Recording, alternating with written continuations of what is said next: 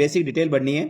साथ ही सभी अभ्यर्थियों के दस्तावेज सत्यापन निदेशालय माध्यमिक शिक्षा विभाग बीकानेर के द्वारा किए जा रहे हैं और दस्तावेज सत्यापन यहीं पे होंगे। सबसे पहले अभ्यर्थी को अपना रोल नंबर लिखना है, दस्तावेज सत्यापन की दिनांक लिखनी है, दस्तावेज सत्यापन का दल संख्या यानी कौन सी टीम के समक्ष आपके दस्तावेज सत्यापन होगा और इसके पश्चात साथियों अभ्यर्थी को अपने यहाँ फोटो चस्पा करनी है। फोटो साथियों आपके नवीनतम फोटो होने चाहिए और अभ्यर्थी को इस पर सिग्नेचर करने हैं। साथियों ये डिटेल बनने के पश्चात अभ्यर्थी कौन सी विषय का अभ्यर्थी है तो साथियों अपना विषय आपको लिखना है, आधार क्रमांक आप लोग को लिखना है, आवेदन क्रमांक जो एप्लीकेशन नंबर है, साथ ही पिताजी का नाम, अभ्यर्थी को अपना नाम, जन्म तिथि, माताजी का नाम भरना है। उसके पश्चात आपकी वैवाहिक स्थिति विवाहित है अविवाहित इस पर आपको टिक करना है। यदि विवाहित है तो उस स्थिति में अपने पति या पत्नी का नाम लिखना होगा। साथ ही लिंग महिला पुरुष और थर्ड जेंडर में से जो भी है वह आप साथियों यहाँ पर टिक करें। इसके पश्चात साथियों जिस भी वर्ग से आप संबंधित है, आरक्षित वर्ग ओबीसी, ईडब्ल्यूएस, एमबीसी, अनुसूचित जाति, अनुसूचित जनजाति या शहरिया इस पर आपको टिक करना है। साथ ही विशेष श्रेणी चाहे वो विधवा हो, परित्यक्ता हो, भूतपूर्व सैनिक और दिव्यांगजन अभ्यर्थी जिससे संबंधित है उस पर आप टिक करें।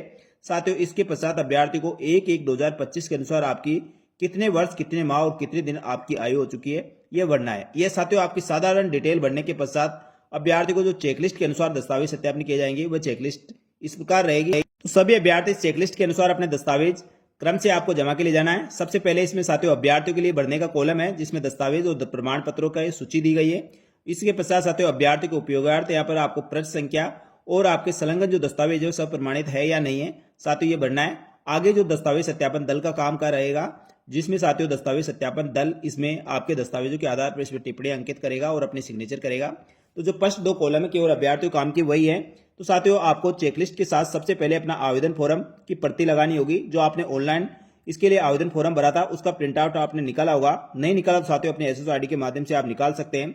जितने पृष्ठ संख्या आप साथियों उसमें होगी, जैसे 1 से लेकर 3 तक आपके आवेदन फॉर्म में रहेंगे, तो 1 से 3 आप साथियों आवेदन फॉर्म के यहाँ पृष्ठ क्रमांक लिखना है और अभ्यर्थी को यहाँ सब हस्ताक्षर से यानी साथियों सब प्रमाणित की जगह हाँ लिखना है। क्योंकि साथियों सभी दस्तावेजों को आपको सब प्रमाणित करना होगा तो सभी में हाँ आएगा और जो आपसे संबंधित नहीं है उस पर आपको लागू नहीं है लिखना है। इसके पश्चात विस्तृत आवेदन की प्रति और अटेस्टेशन फॉर्म जैसे 4 नंबर से लेकर 13 पेज तक साथियों आपका आवेदन फॉर्म और अटेस्टेशन फॉर्म है। साथ ही यहाँ पर सब प्रमाणित में हाँ, आधार कार्ड की प्रति आपको लगानी है जो साथियों इसके अगले जो पृष्ठ पर रहेगा उस पृष्ठ क्रमांक और हाँ आपको लिखना है। माध्यमिक परीक्षा की अंक तालिका और उसका प्रमाण पत्र कितने नंबर पर साथियों आपने लगाया है उसका पृष्ठ संख्या और हाँ आप लोगों को लिखना है। इसके पश्चात साथियों उच्च माध्यमिक विद्यालय की अंक तालिका और उसका प्रमाण पत्र उसकी पृष्ठ संख्या, साथ ही दोस्तों आपको सब प्रमाणित में हाँ लिखना है।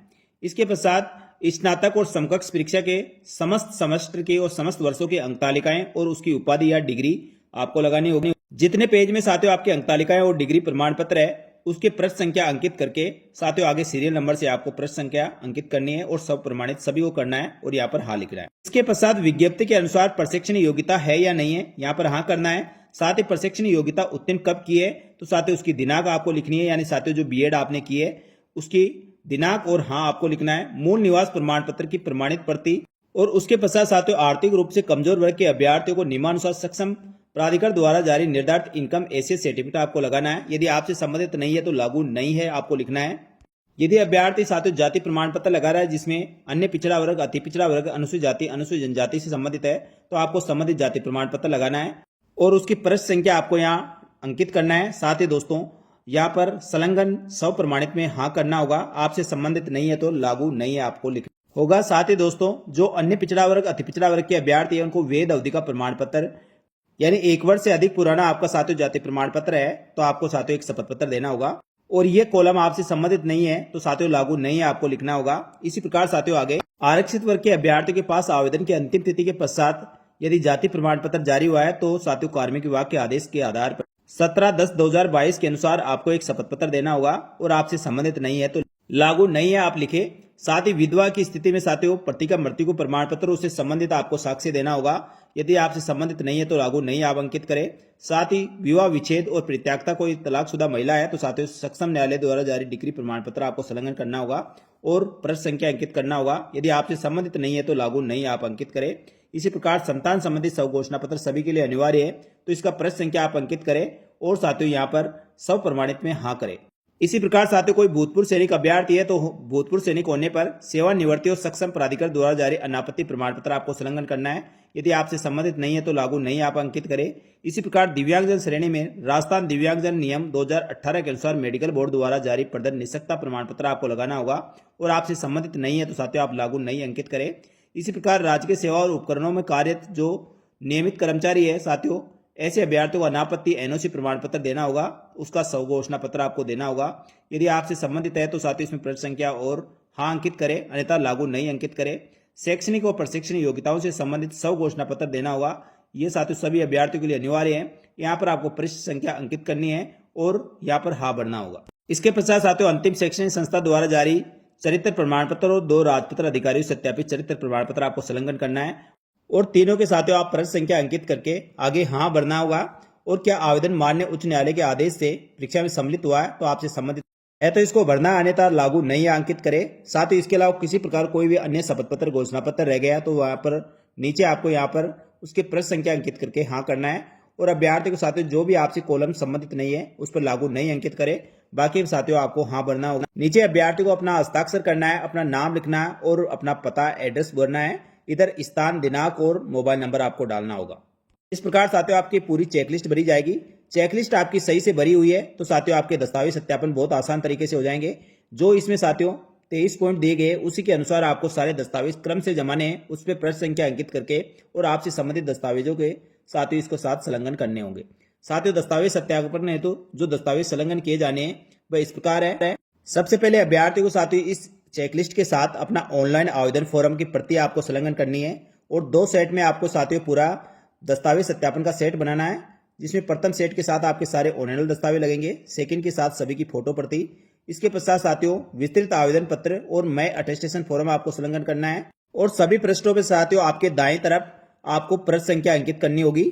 इस प्रकार साथियों जितने पेज का आपका ऑनलाइन स्क्रूटनी फॉर्म और अटेस्टेशन फॉर्म है वह आप इसके साथ लगाएं और साथ ही अटेस्टेशन फॉर्म पर साथियों आपको फोटो चस्पा करनी होगी और नीचे गजेटेड अधिकारी से इसको वेरीफाई भी करवाना होगा। इस चीज का अभ्यर्थी ध्यान रखे। तो अटेस्टेशन फॉर्म के लास्ट में साथियों आपको गजेटेड अधिकारी से वेरीफाई करवाने का ऑप्शन रहेगा।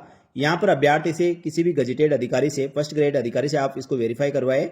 और इसके पश्चात जो साथियों लगने वाला दस्तावेज रहेगा वह आधार कार्ड। तो साथियों इसके नीचे आपको आधार कार्ड की प्रति लगानी है।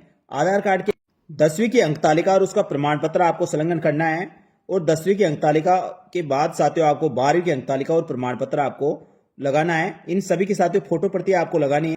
इसके पश्चात साथियों स्नातक या इसके समकक्ष कोई भी परीक्षा आपने पास कर रखी है उसके समस्त वर्ष और सेमेस्टर की अंक तालिकाएं और उसके डिग्री प्रमाण पत्र लगाना है।